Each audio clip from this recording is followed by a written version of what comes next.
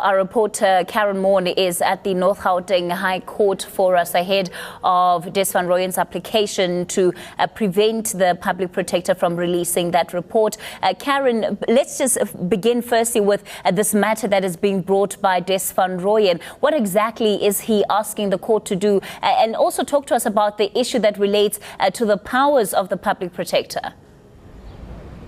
Well, essentially, it's very unclear at this stage what relief Des van Rooyen is seeking. We understand it is in the form of an interdict application.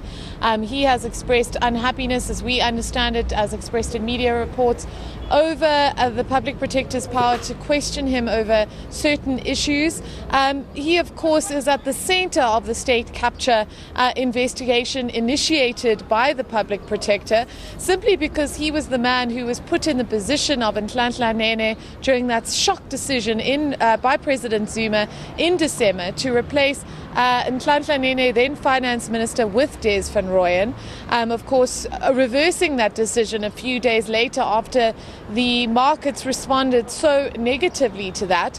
We have yet to really fully grasp the mechanics of the President's decision in that particular case, and this interdict application in its manifestations may cause some of those issues to come to light, because up to now we don't really have a sense of what exactly was involved in the President's decision-making process.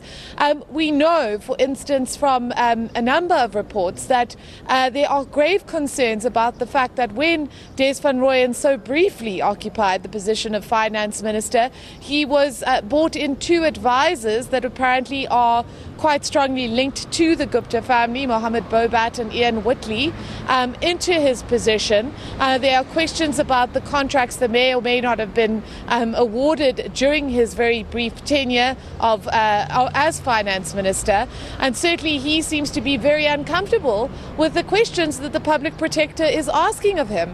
Remember, of course, Kathy, that she has said to me in an interview that were the allegations true, that indeed these positions were offered to Mcebisi Jonas or Feki Mentor in return for favors to the Gupta family, that would essentially be a crime under the corruption legislation, and that she would recommend to the National Prosecuting Authority that there be an investigation/prosecution. So this is a very high stakes game that's getting played here, and I don't think any of us can underestimate that. Also, for the President, he faces an investigation in terms of the Executive Members Act, that he either allowed the Gupta family to persist in this alleged attempt to appoint finance ministers, or turned a blind eye to those activities. And both of that kind of finding is immensely legally and politically damaged to a president who is already under the cloud of possible corruption